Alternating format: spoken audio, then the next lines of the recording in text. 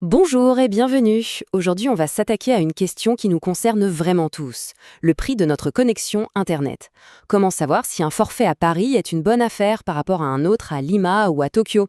Eh bien, c'est un véritable casse-tête mondial et on va voir ensemble comment les experts essayent d'y mettre un peu d'ordre. C'est la question que tout le monde se pose, pas vrai? On regarde sa facture, on compare avec les proches et on se demande est-ce que je paye le bon prix? Et surtout, est-ce que ce que j'ai est suffisant pour tout ce que je veux faire en ligne? C'est une interrogation très personnelle, très concrète. Mais voilà, dès qu'on essaye de poser cette même question, mais à l'échelle de la planète entière, tout se complique. Les monnaies sont différentes, les salaires, les types d'offres, rien n'est comparable. C'est là que le vrai défi commence. Comment est-ce qu'on peut bien créer un étalon de mesure qui fonctionne partout? Alors, pour relever ce défi, un outil a été créé, le panier de prix des technologies de l'information et de la communication, qu'on appelle aussi l'éthique. On va voir ensemble ce que c'est et à quoi ça sert. Et derrière tout ça, il y a une grande organisation, l'Union internationale des télécommunications, ou UIT. C'est en fait l'agence spécialisée des Nations Unies pour tout ce qui touche à la tech. Son rôle, c'est justement de nous aider à comparer ce qui, a priori, semble, incomparable. Alors ce fameux panier, comment ça marche concrètement? L'idée est en fait assez simple et plutôt géniale. Imaginez un panier de courses, sauf qu'au lieu de contenir du pain, du lait ou des œufs, il contient une quantité bien définie de données mobiles, de minutes d'appel et de SMS. C'est cette composition standardisée qui permet enfin de faire une vraie comparaison d'un pays à l'autre.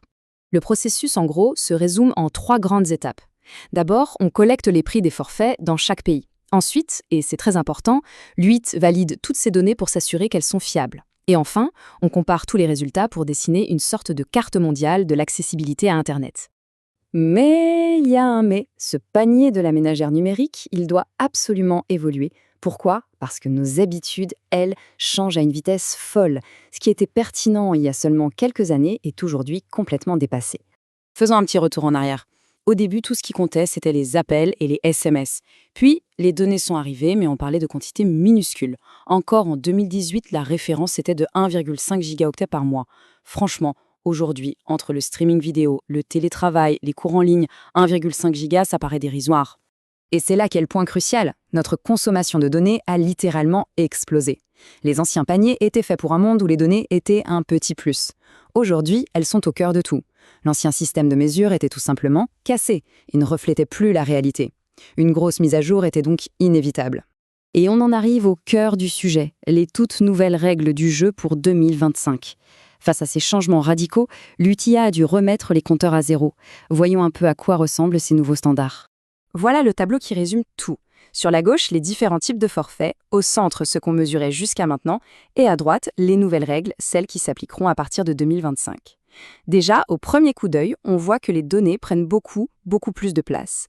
On va décortiquer ensemble les changements les plus importants. Allez, concentrons-nous sur les forfaits mobiles, parce que c'est vraiment là que les évolutions sont les plus frappantes. 3 paniers principaux ont été complètement redéfinis. Premier gros changement, le forfait données seules. On passe d'un minimum de 2 gigaoctets à 5 gigaoctets. C'est plus du double. Cette augmentation, elle reflète directement l'importance du streaming, des réseaux sociaux, de toutes ces applis qui sont très gourmandes en données dans notre quotidien. Passons maintenant au forfait dit de basse consommation. Là aussi, ça bouge. Les données doublent, passant de 500 mégaoctets à 1 giga. Et fait intéressant, le nombre de SMS augmente aussi. Pourquoi? Parce que dans de nombreux pays, le bon vieux SMS reste un outil de communication absolument essentiel. Et attention, voici le plus gros changement de tous, le forfait haute consommation. La quantité de données explose, passant de 2 à 5 gigas. Mais regardez bien les SMS, on passe de 70 à seulement 20. C'est la reconnaissance officielle que pour les gros utilisateurs, les applications de messagerie comme WhatsApp ou Signal ont largement pris le dessus. Bon, je sais, tous ces chiffres peuvent paraître un peu techniques, mais derrière tout ça, l'enjeu est très concret et surtout très humain. Parce que le but final, ce n'est pas juste de mesurer des prix dans un tableau, c'est de viser ce qu'on appelle la connectivité significative. Cette phrase de l'UITE, elle résume parfaitement l'idée. Avoir une connexion Internet, c'est bien, mais ça ne sert pas à grand-chose si elle est trop lente, trop limitée ou trop chère pour être vraiment utile au quotidien. Le vrai but, c'est que tout le monde puisse avoir une expérience en ligne qui soit riche et productive. Et pour mesurer si on atteint cet objectif, il y a un chiffre clé à retenir, un seuil à ne pas dépasser. Et ce chiffre, c'est 2%. Alors, que représentent ces 2%? C'est la cible qui a été fixée par une commission des Nations Unies. L'idée est simple, pour qu'Internet soit considéré comme abordable dans un pays, le forfait d'entrée de gamme ne doit pas coûter plus de 2% du revenu mensuel moyen par habitant. Et les fameux paniers de l'UIT, c'est précisément l'outil qui permet de vérifier si cet objectif est atteint ou non. Au final, toute cette immense collecte de données, elle a un but très pratique. C'est de donner au gouvernement et aux régulateurs une carte claire et précise de l'accessibilité numérique.